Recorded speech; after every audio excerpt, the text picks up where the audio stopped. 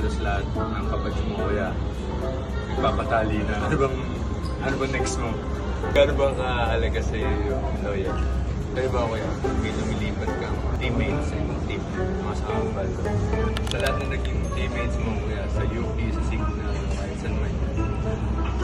Sino yung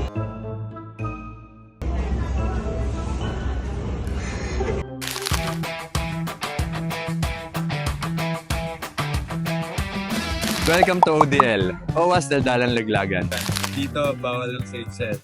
At ang kwento, pinabackting. Ang mga chismis, drop ball.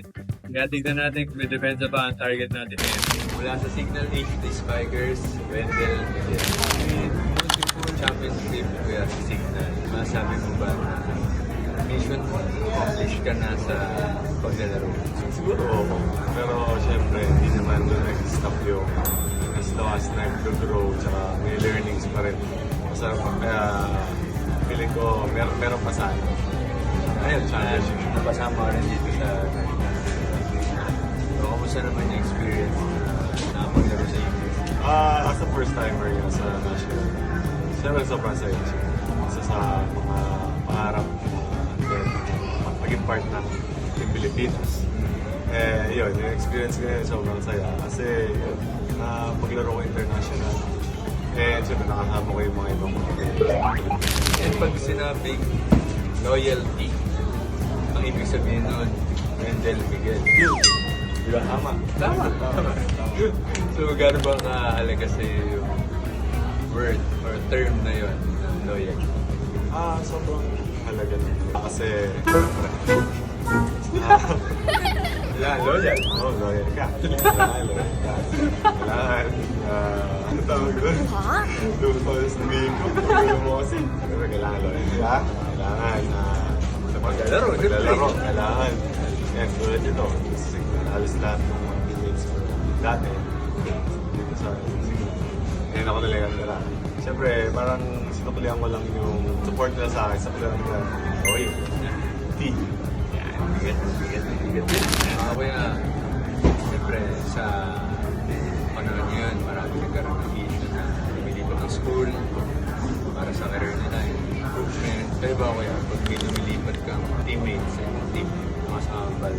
Actually, hindi. Ako yung sumasama yung loob sa mga atleta. Kasi syempre ako, biniwi ko rin yung nararamdaman nila kung ano yung naisip nila. Baka kasi meron silang nakikitang growth sa paglipan nila. Syempre, di ko rin naman alam na nararamdaman nila kung nag-grow ko pa sila sa isang team. Baka paglipat nila, isip nila mag-grow pa sila. Malabo na magkaroon ako sa volleyball. Kasi outside volleyball, friends pa rin. So, yung playing time ba nagiging issue yun? Para sa akin? Honestly, hindi siya nag-issue sa akin. Kasi doon ako nag-start hindi ako starting switch. Para lang ako support na pag kailangan, doon ako mapasok. Ikaw yung dating tinatawag na magic muna. Parang mga ganun. Pag kailangan ng defense, kailangan ng usap, ganun. So, hindi siya naging ano sa akin. So pag ganun, kailangan pag magic muna ka, kailangan loyal ka. Oo. Ganun dapat. Yun yung magiging parang ingredient. After volleyball, pangarap mo din na maging coach someday. Alam mo, ipatawag ka ng UP, maging coach or coaching staff sa kanila. Lalaban mo ba yun? Actually, hindi yung mga ipag-isipan ko fallback.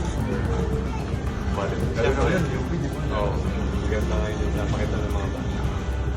Ako naman, hindi naman din nakawala sa isip ko yun. Hindi ko rin inaalis. Kasi, yun nga, dahil passion ko naman pagiging volleyball. So, magkakaroon man akong work na iba.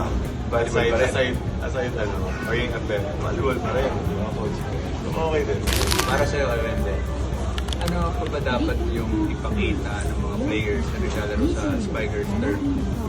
Except sa bet.